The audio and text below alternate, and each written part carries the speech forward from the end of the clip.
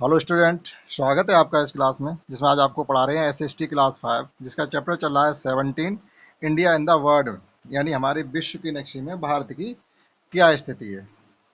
Already इसमें हम आपको 2-3 क्लास पढ़ा चुके हैं और आज पढ़ाने वाले हैं इसकी 4th क्लास, जिसके टॉपिक ये है कि भारत के जो भारत का भूभाग है कितने भागों में डिवाइड किया गया है। तो प्राकृतिक तौर पर जो भारत का ये भूभाग है वो 5 भागों में डिवाइड किया गया। नंबर 1 है माउंटेन इन द नॉर्थ, यानी उत्तर का पर्वतीय मैदान। नॉर्थन प्लेन्स यानी उत्तर के मैदान। ग्रेट इंडियन डेजर्ट यानी महान भारतीय रेगिस्तान, दैट इज थार, जो कि पंजाब की तरफ है। और पेनिनसुलर प्लेट्यू यानी प्रायद्वीपीय पठार, एक ऐसा पठार जो 3 तरफ से पानी से घिरा हुआ है, उसके बारे में पढ़ेंगे। और coastal plain and the island, यानी भारत की समुद्र तटीय मैदान और द्वीप समूह, ये आज के टॉपिक रहेंगे। इनके बारे में एक एक करके हम आपको डिटेल में बताते हैं। तो शुरू करते हैं। फर्स्ट टॉपिक हमारा ये माउंटेन इन द नॉर्थ, यानी उत्तर का पर्वतीय मैदान। आप इसे कहते हैं माउंटेन इन द नॉर्थ, यानी उत्तर में पर्वत या उत्तर का पर्वतीय मैदान, एक ऐसा क्षेत्र जिसमें पहाड़ ही पहाड़ होंगे।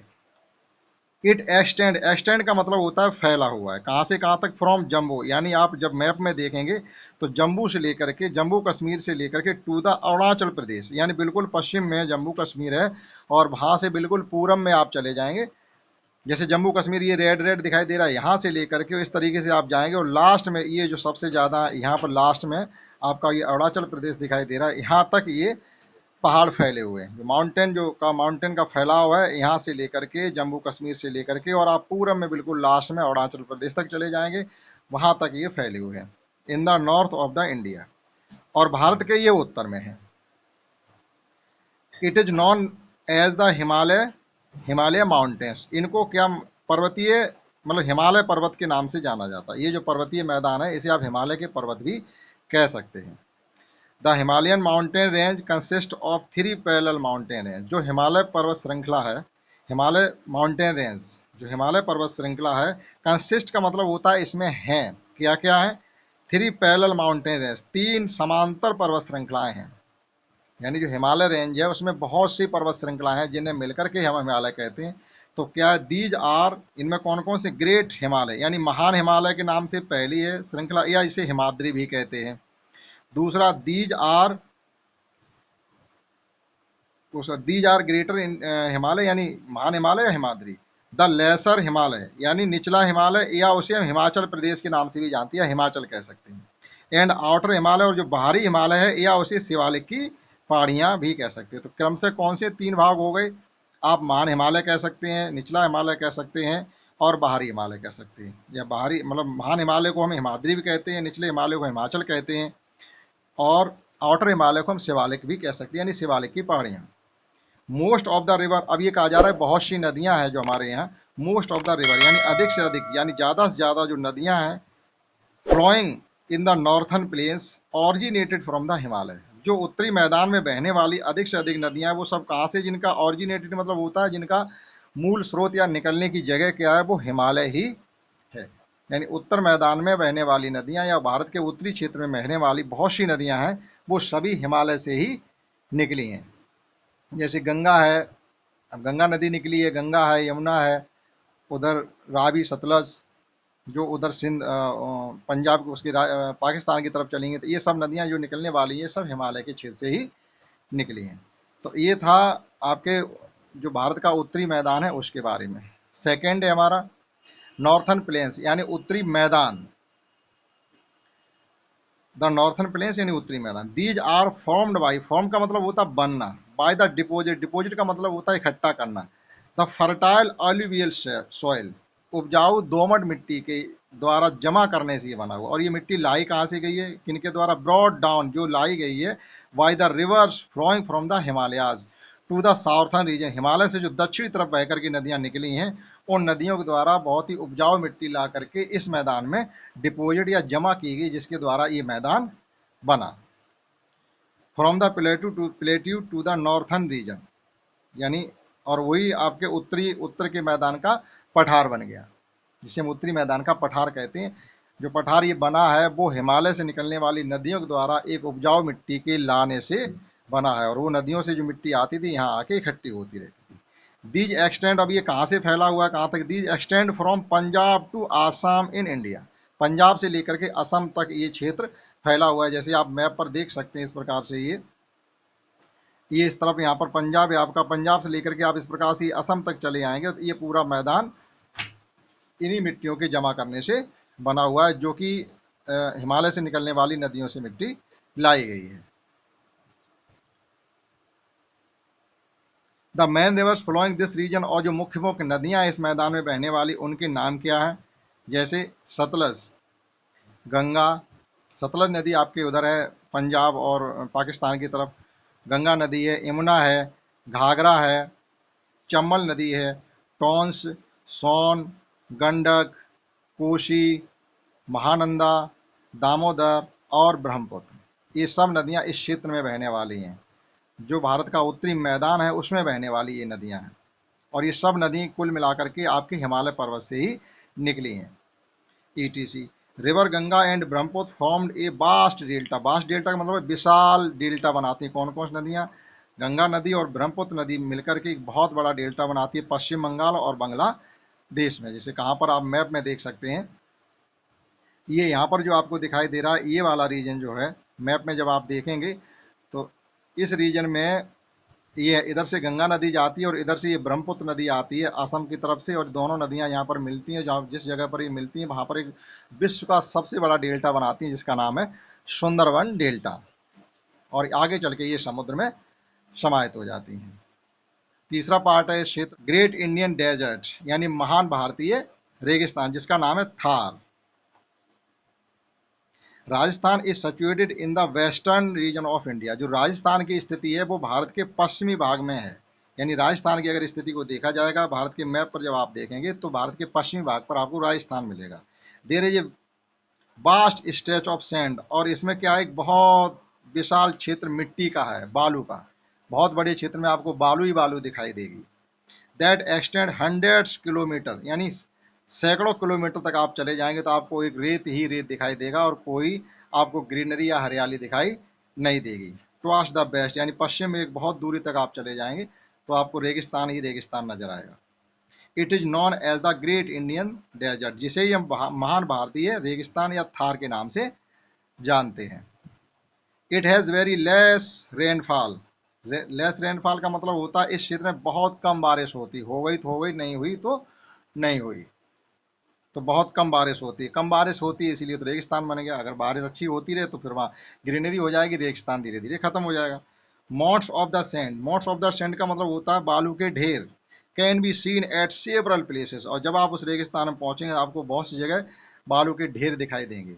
दिस माउंट्स आर कॉल्ड, जिन्हें हम सैंड ड्यून्स कहते हैं। सैंड ड्यून्स का मतलब वही आंधी और तेज हवा के द्वारा जो रेत एक जगह से उठा करके दूसरी जगह इकट्ठा कर दिया जाता है तो ढेर बन जाता है, वो सैंड ड्यून्स कहे जाते हैं। Camel is the only means of the transport here, और उस रेगिस्तान में रहने वालों के लिए रेगिस्तान में एक ऊँट ही एक ऐसा जानवर है जो केवल आपके यातायात का साधन है। अगर आपको कहीं जाना है, कोई सामान ढोना है तो आप ऊँट ही इस्तेमाल कर सकते हैं, क्योंकि it is also known as the ship of the desert, क्योंकि ऊँट को ही हम रेगिस्तान का जहाज कहते हैं। अब उसे जहाज इसलिए कहते हैं कि वो सब काम आपके करेगा, आपको लेके जाएगा, आपका सामान लेके जाएगा, और वह रेगिस्तान जैसी रेतीली ज़मीन होती है वहाँ उसके लिए चलना आसान होता है, इसलिए हम ऊँट को वहाँ का रेगिस्तान का जहाज कहते हैं। चौथा पार्ट है द पेनिनसुलर प्लेट्यू, यानी प्रायद्वीपीय पठार। पेनिनसुलर का मतलब होता है प्रायद्वीपीय, यानी एक ऐसी जगह जो तीन तरफ से पानी से घिरी हुई हो तो वह पेनिनसुलर कहलाती है।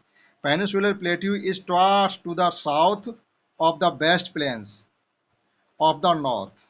अब इसका मतलब समझिएगा, जो ये प्रायद्वीपीय पठार है ये आपके दक्षिण से लेकर के of the vast plains of the north और उत्तर के विशाल मैदान तक जाता है।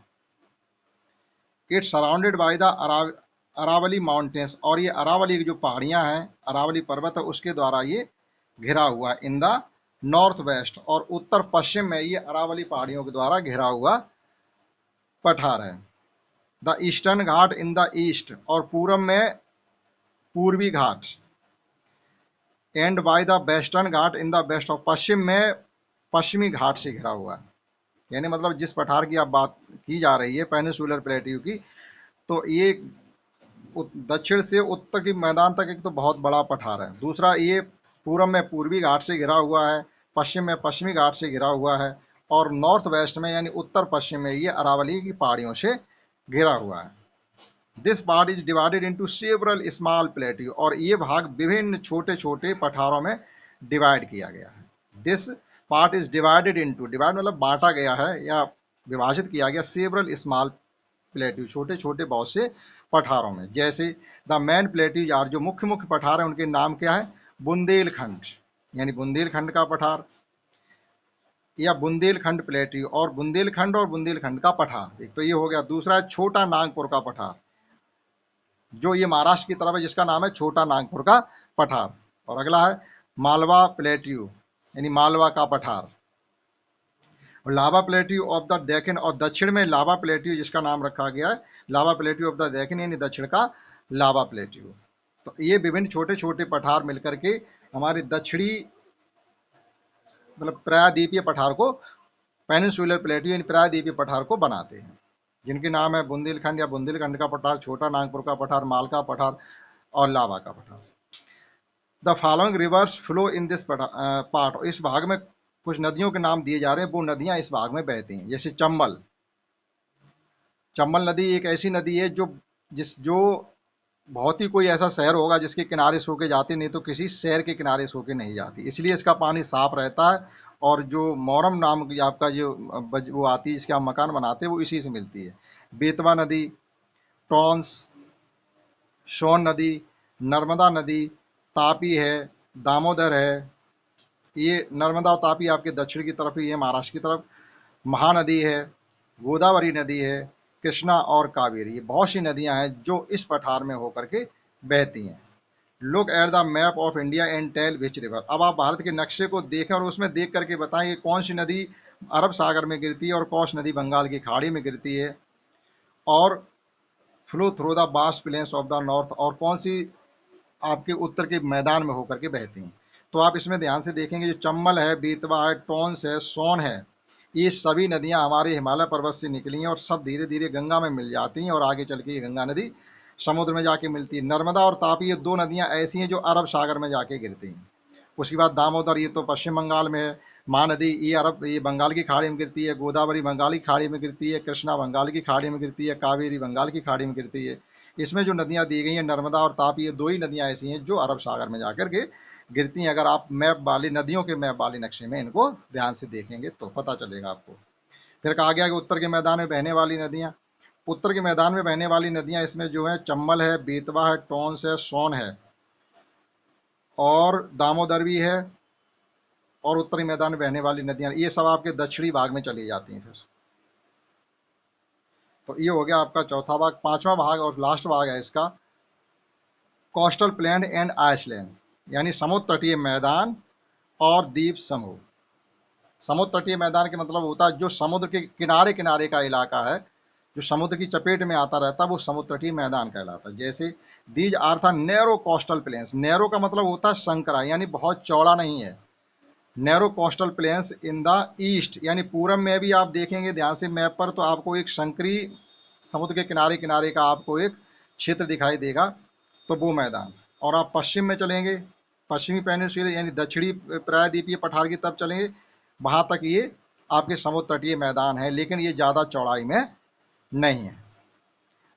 The plains on the west are called the western coastal plains, जो पश्चिमी भाग में पाया जाने वाला समुद्र तटीय मैदान है वो पश्चिमी समुद्र तटीय मैदान के नाम से जाना जाता है, और पूरब में है जो, तो वो पूर्वी समुद्र तटीय मैदान के नाम से जाना जाता है। और लास्ट टॉपिक हमारा है आइसलैंड का। In our country there are many island in the sea, आप अपने मतलब देश के नक्शे में देखेंगे हमारा जो जितना समुद्री इलाका है उसमें बहुत से छोटे छोटे द्वीप पाए जाते हैं, और जब इकट्ठे द्वीप कहीं पाए जाते हैं तो वो द्वीप समूह कहा जाता है। जैसे एक group of the island is called the archipelago, archipelago का मतलब होता है द्वीप समूह। बहुत से छोटे छोटे द्वीपों के समूह को हम द्वीप समूह कहते हैं। जैसे अंडमान निकोबार द्वीप समूह, अंडमान निकोबार द्वीप समूह आप मैप पर देखेंगे तो ये बंगाल की खाड़ी में आपको मिलेगा।